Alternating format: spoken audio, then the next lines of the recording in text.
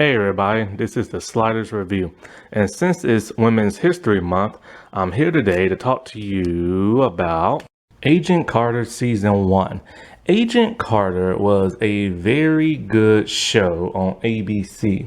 It was the second Marvel-like TV show based off of that of the MCU. However, it's hard to know if this show is still considered canon or not because, after the whole Disney Plus thing came out, they only wanted Disney Plus Marvel TV shows and everything else supposedly were not canon. However, at that time, this show was extremely canon. And in my mind, it's still canon. I don't care. You know what I'm saying? But then again, it is on ABC, and if Agents of S.H.I.E.L.D. is not canon, then technically this is not either. This is the problem with the management at that time at Marvel, because Kevin Feige was just focusing on making the movies, and the TV shows were pretty lackluster at that time for the most part, but not all of them. Daredevil is extremely good. The Punisher, which is supposedly supposed to be coming back to the MCU, is extremely good, and Agent Carter is extremely good. However, in season 2, I felt like it just wasn't as strong as season 1, especially with what she had to go against and everything. And so, it makes you now wonder, knowing now that Steven Rogers was alive during this period, because it is set back in the 1950s, 60s, or whatever time frame it is. It's ironic because it's kind of yeah, remember he time traveled back in the end of the movie and he's been living here this entire time. And so, yeah, that's kind of weird and stuff. And at that time of the show making, it wasn't. But now you gotta stop and think about the second season when she starts to have a romantic interest and kind of okay, he's alive during this time and stuff. But this came out in, let's see, 2015. It came out 1 year after Agents of S.H.I.E.L.D. and it came out, and it stars that of Haley Atwell, the same one who played Peggy Carter in Captain America: The First Avenger, that came out in 2011. Now, they came out with a movie short called Agent Carter that came out in 2013. And that movie short was a string of shorts that were made after the first Avenger movie. And once again, are those canon now? Now, the movie shorts are found on the DVDs. However, it is not on Disney Plus for some bizarre reason, and you can't even find them on Hulu. There were several of them. One was Hail the King or something like that from the Mandarin after they screwed that up in Iron Man 3. One was Item 47. There was two about Agent Coulson and stuff, and so yeah, those are kind of lost in history now, unless you have the DVDs and stuff. And so this show was created by Christopher Marcus and Stephen McFinley. And like I said, and they ran for 8 episodes the first season and 10 in the second. Now, ironically, the show got canceled for some bizarre reason. I think it was a summer show, and a lot of people just didn't feel like turning into it. Plus, this was during the time when toxic trolls were starting to come alive on YouTube and stuff. However, nobody at that time ever attacked this show, but they were still doing their movement of anything woke they don't want. And so this show is strong female empowerment. And yes, she does badmouth and sass the men because of what she goes through, because she is a strong character and stuff. So those little internet trolls probably didn't like that and stuff. Because, oh no, everything that has to do with women empowerment, LGBT, and people of color, oh, it's all considered woke. I remember this one YouTuber talking about the whole Batgirl situation at HBO Max, talking about well, I heard that, she sasses Batman and nobody wants to see woke Batgirl talking back to a man. So apparently women are not allowed to talk back to men. If a woman gives a man attitude, oh no, it's considered woke. And any time you have a person of color, it's considered woke. What is up with these racists? And the guy who said that isn't even white. He's Pakistani or something like that, but he's been brainwashed by all these like little trolls online and stuff. And you know what's so crazy is like in the 90s and 80s and 70s, you didn't see that. Like, you know, because think about Xena.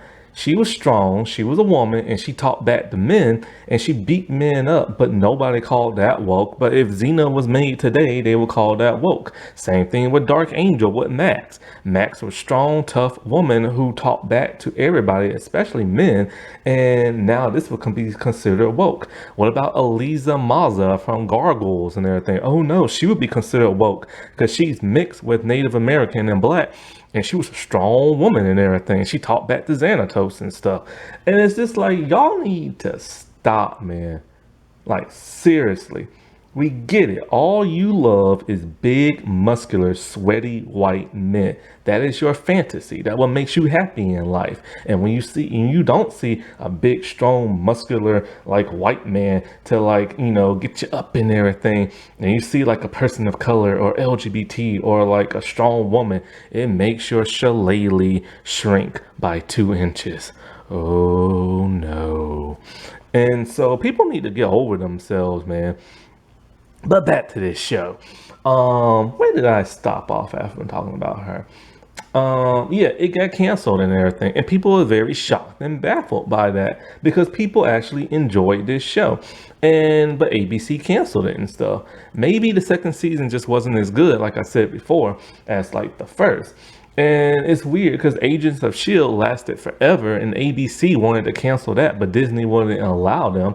And not to mention, this show is a whole lot better than any and all of those Disney Plus shows. There's no baby humor in this. The action is solid.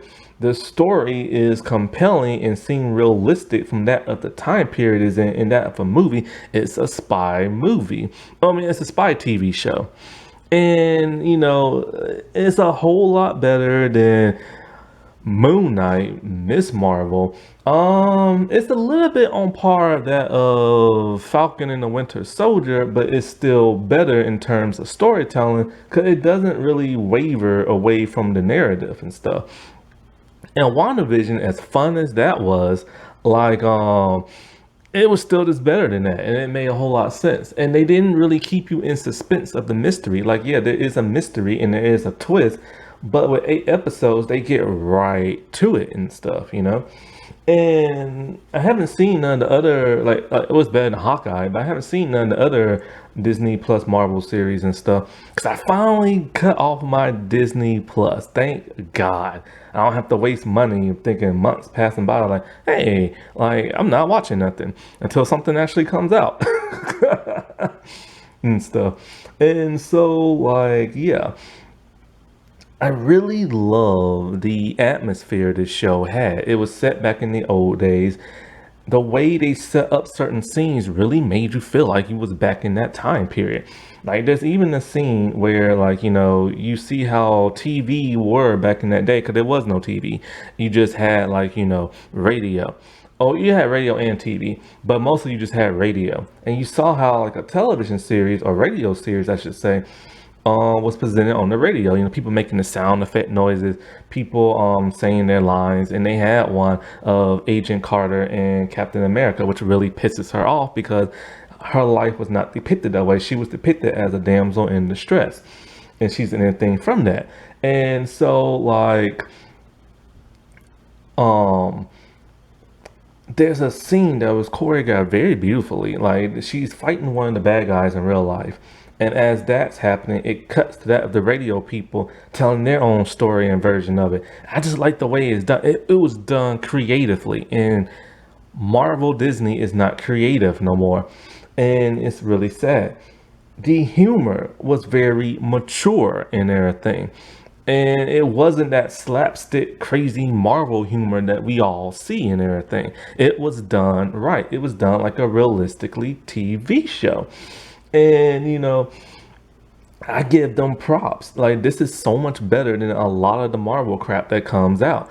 And, you know, what's interesting is, like, well, I'll get to the villain later. So back with Peggy Carter, I'll get to the characters and what they're about, and then I'll do like what the show's about. So Peggy Carter, with her. She's exactly how she was in Captain America: The First Avenger. She's strong, she's determined, she doesn't take no crap from nobody. But now that the war is over, she misses Steve and she thinks about him. We even see a scene of Steve's last scene in the movie where he's in the plane, talking about that date with Carter and everything. It is her one true love. And she does not have a love interest at all in this entire season. She is committed to a dead man and stuff. Kind of like how Steve is when he gets resurrected and Peggy's like old and sick and dies and stuff. They are just like longing for each other and can't have each other. And so we see her life now. The war is over. We see her in a very beautiful outfit that makes her stand out in the crowd. And so, like, she Now, there is one interesting thing in this series that I noticed about Peggy Carter. She has a picture of Steve, but the picture of Steve is before he became Captain America, when he was all scrawny. And that's kind of interesting because it shows that she liked him way before he ever like grew on the muscles and became like an established superhero and stuff.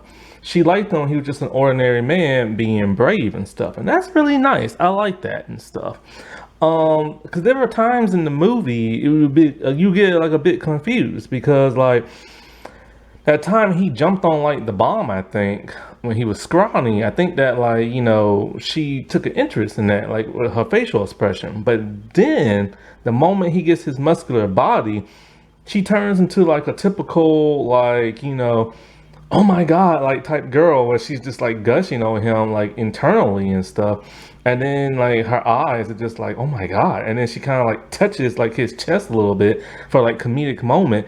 But then it shows her being shallow and stuff.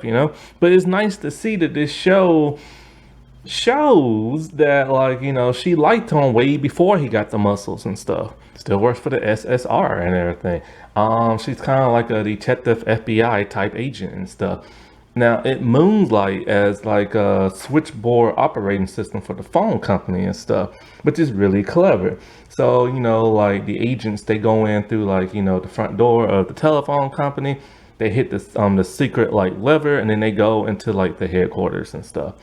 And so you would think she would be respected because she worked alongside Captain America and helped save like the war and all this other stuff. But no, just like women back in the old days after the war, they went back to like, the kitchen and stuff like that, cleaning up the house.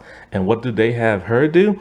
Fetching coffee and everything. This annoys her a lot. And she has a huge chip on her shoulder where she just literally does not respect any man who does not respect her. And she always feels she has to prove herself in a man's world and stuff. And she does. She's this highly skilled agent and nobody is taking her seriously, not even the men on her job except for one. He is like a disabled man on a crutch and he's the only one who takes her seriously and stuff. And so she shouldn't have to go through all this crap, you know what I'm saying? And neither did any woman at those times. And so when she's interacting with people, she interacts with a woman named Angie and stuff. Angie is like this waitress who wants to be like an actress, and men don't give her tips and they smack her on the butt and they call her honey and stuff like that. And so Peggy literally whoops a dude who disrespects Angie and stuff. Like, she is a tough woman. And speaking of that, she is drop dead gorgeous and stuff. And she is built. And you know that this scumbag, Harvey Weinstein, looking as disgusting as ever, and thank God he is rotting in prison for allegedly raping women and sexually assaulting them and stuff. He had the nerve, the audacity to call Haley a fat pig. This piece of crap, who's rotting away in prison, had the nerve to call her that. Seriously, does he think he's $100? And so the next character we have is Edwin Jarvis. Finally, we get to meet Jarvis in the MCU. Now, we met him in the last Avenger movie as a cameo when he was with Howard Stark. But he didn't look as old as he should have because they wanted the same actor and stuff. and which was kind of odd and weird at the same time, but I get why they did that. See, Jarvis, remember in the first Iron Man movie, he had, well, Jarvis, you know what I'm saying? And Jarvis later became Ultron and stuff. Not Ultron, but later became Vision. And so Jarvis was the AI system that Iron Man had. And I remember when I saw that, I'm thinking to myself, oh, okay, it's a play on Homer, because Homer was from the comics, and in the cartoon series was his AI system. But I never knew who Jarvis was. And then in Ultimate Avengers 2, the animated movie, the Black Panther movie, they introduced us to Tony's butler, and it's named Jarvis. I'm just like, oh, that's where that came from. I never knew that. So Jarvis is literally the butler to Howard Stark, and he does everything for him. And so Howard goes missing, and I'll tell you why a little bit later. And when I say Jarvis does everything, he does everything. When Howard wants to break up with a woman, he makes Jarvis does it, and Jarvis has to take the blunt force of like whatever that woman's anger is, cussing, slapping in the face, kicking in the nuts, like you believe it. And so he is here to assist that Peggy. At first, they get off on a rocky start because she just thinks he's trying to like hurt her and stuff. But then she doesn't want his help because she feels she can do everything by herself. But she realizes she does need an ally in this world, and she can't keep hating all men just because men treat her like crap. It's a nice learning experience for her because she has to go through like a lot. And of course, he's British just like her and stuff. Now, he is married, but we never see his wife in this season. I'm not sure about the second season. Then we get to Howard Stark. The whole thing this season is based off of. He is still the same guy who was played by in the first Avenger movie, Captain America, the first Avenger. He has more personality this season. Whenever he's shown up, he's shown to be a ladies' man, misogynistic, sleeping around with every woman he can. He's a playboy. This is how I wish Tony was, because this is how Tony is in the comics, and they showed a little bit of that in the first movie, the first Iron Man movie. But after that, he just hooks up with Pepper, and after that, he's just like no more of a ladies' man. And they did that because they didn't want to like corrupt the minds of the little kids and stuff. So anyway, Howard is on the run. Apparently, the SSR and the United States government thinks he's selling his weapons to like foreign countries and stuff. And since his weapons have ended up in the hands of foreign people, he is now on the run because they think he's guilty without even like truly proving if like, you know, what he did is true. What happened was he got seduced by a woman, and she ended up stealing all his weapons and selling them on the black market and stuff. Now I'll get to this woman a little bit later. And so every time we see him, he's constantly hitting on a woman, all this other stuff. And him and Peggy are like pissed off and at odds at times because she finds out a secret he is hiding, to the point where she gives him a black eye. So let me say this real fast. Stan Lee himself even makes a cameo in this.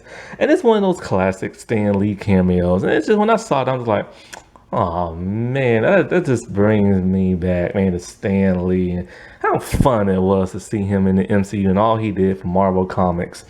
And of course, after I rewatched it, because I've only watched this series twice in this time, Nichelle Nichols is dead, the actress who played Ursula. I found out the actors who played Sebastian and King Triton from The Little Mermaid also died years ago. And it's just like, oh man, come on now. Now, Agent Carter is on DVD, but I would never buy it because it's too much money. The cheaper DVD version, Americans can't even have it because it won't even work on our DVD system. You have to get the Blu-ray, and the Blu-ray is like 30 something bucks. So I am not doing that. Next is Angie. And Angie is played by the actress, I forgot her name. She was first introduced in Desperate Housewives, then she was in Kick-Ass, and she was in the film Nikita, the CW show. And so like I said before, she is this like very spunky type person who's headstrong. Her comedic timing is off in this series, sadly. But I do love this actress a lot. She's very good. And so she just plays like a waitress who wants to be an actress, and guys are always mistreating her, and she befriends Peggy and stuff. She really helps Peggy out in Peggy's time of need. Dottie Underwood, played by Bridget Regan, who I just love to death. I remember I was so happy when I saw her in this series, and she gets to wear her natural hair color and stuff. And so, like, she, first she pretends to be just like a regular person who lives in the apartment that Peggy lives in, but it turns out she's actually Russian, and not just any Russian. She's a Black Widow. Yes, the second ever Black Widow to ever appear in the MCU. And we see a little bit more how they're trained and everything. Trained in like combat, and they have to sleep shackled to like the bed and everything. Her and Peggy are constantly going at it in this season, and she even helps the bad guy out. Daniel Soja, or something like that. He is a former war vet. He had an injury with his leg ever since he was little, and he's on a crutch. And he gets disrespected by the SSR men too. Now, SSR is the pre-days of Shield, and so he gets like disrespected a lot by the men. They call him Susie and stuff like that. They don't take him seriously. He's the only nice, compassionate man who works there who actually helps out Carter and stuff. And of course, he likes her and all that stuff. But who wouldn't? Jack Thompson, he is a SSR guy. He's very good at what he does, but he's very arrogant and stuff like that. He is always rude to like Peggy. He doesn't think a woman belongs in that office. He doesn't think a woman belongs doing the job that they do and stuff. He gets his job done, but it turns out when they was on a mission, he froze up and she had to save him. After this, he starts to respect her and stuff. Roger Dooley, he is the one head of SSR. He's very strict. He's very stern. He always has a grumpy look on his face. Him and his wife are not getting along, and he has to sleep in his office. He misses his kids. He is weird. Like, he both respects and doesn't respect Peggy. When she wants to go to Russia to help free, like, to find out more stuff about Howard and free this one person, he doesn't want her to go. He knows she has training and stuff, but he's all like, look, if you die over there, he'll be the man blamed for sending a woman over there to die. But if she lets men die over there, he will be blamed for allowing a woman going over there and causing men to die. So, but he does eventually after Jack doesn't want him to. And it's kind of like, he values her skills and stuff, but he still looks down on her because she's a woman, but he doesn't let people know that he respects her and stuff. He is very good at his job as well.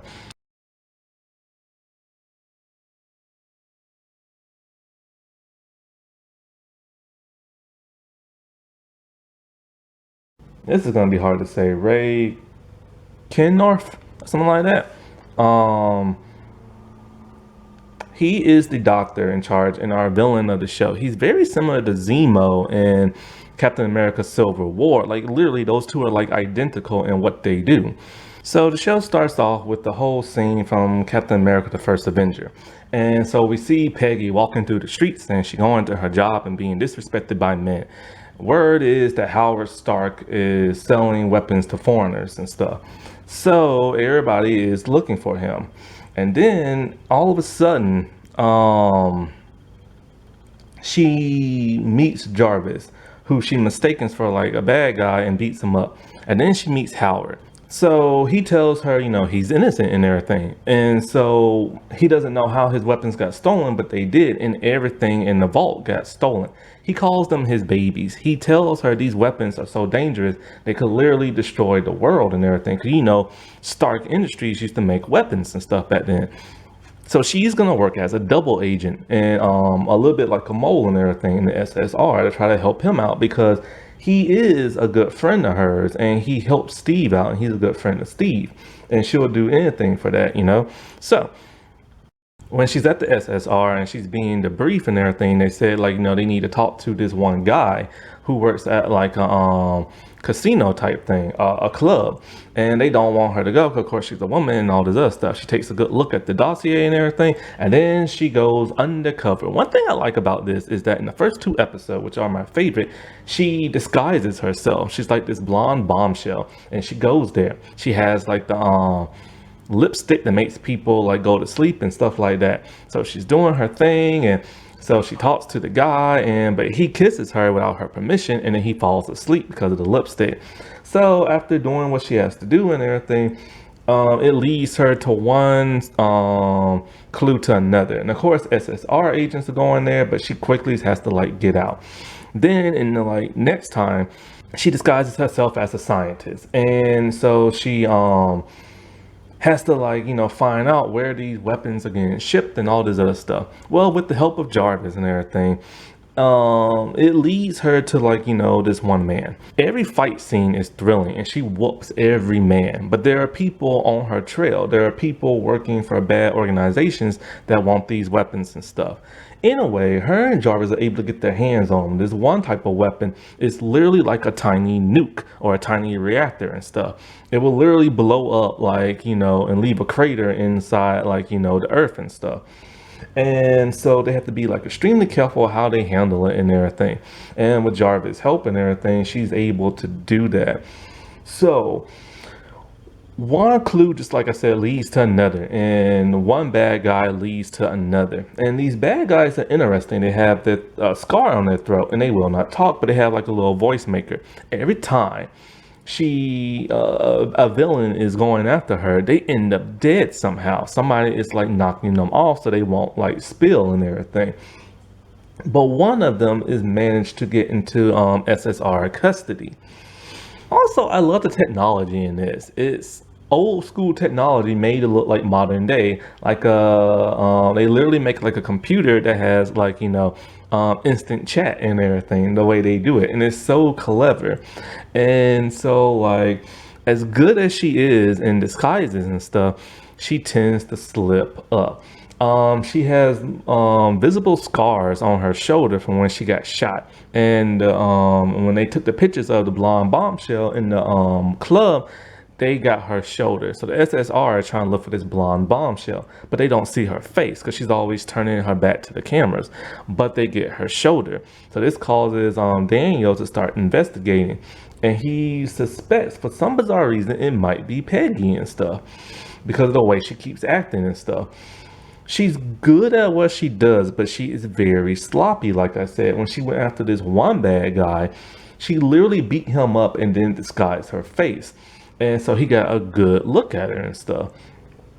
Well, oh wait, when I said Ray Kinnorth or something like that, that's not his name. That's just his last name. Ray is the guy who works at the SSR. He's supposed to take in a bad guy to interrogation, but then he ends up getting killed by that of Dottie. So after they retrieve a good number of Stark's, like, well, actually all of his inventions that got stolen and stuff, of course, they start experimenting on them with their scientists. They don't know what the world they're doing because they don't know what any of this stuff means. And so, like, Stark wants her to steal something very important from that of like the SSR. So she's always moving about. She's nearly almost getting caught all the time by like her male co-workers and stuff, but she ends up stealing this little spear thing. And when she's talking, and Howard won't tell her what it is, and when she's talking to Jarvis, Jarvis starts pinching his ear. She noticed that he only did it when talking about this like little spear canister thing. She suspects he might be lying and stuff. So what she does, she opens it up and she sees this blood in there. And so when she confronts Howard about this, she wants to know what the world this is about.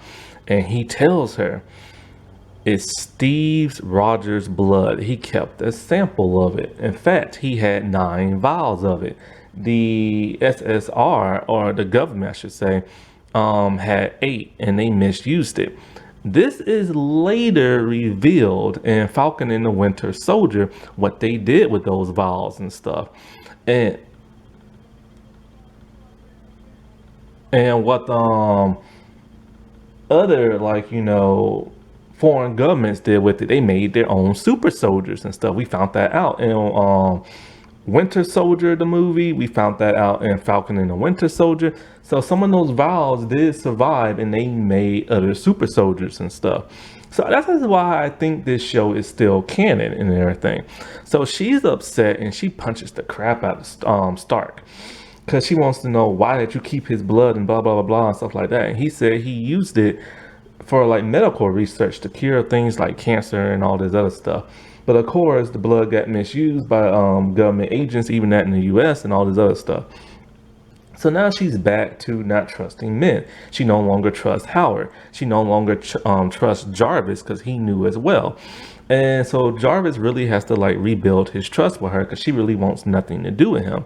Well, anyways, they have to go to Russia to, and stuff like that. And she convinces her leader dude to like, let her go there and stuff. So they do. And she meets her contact, the Howling Commandos. We get to see them from the movie and stuff. And so they help out. And this is where we find out about like the Black Widows and stuff like that, where they literally get their butt kicked by a little girl and stuff. And so after a couple of them men get shot and died and everything, like I said before, Jack, he freezes up, and she has to take like command and all this other stuff, which makes him gain respect for her.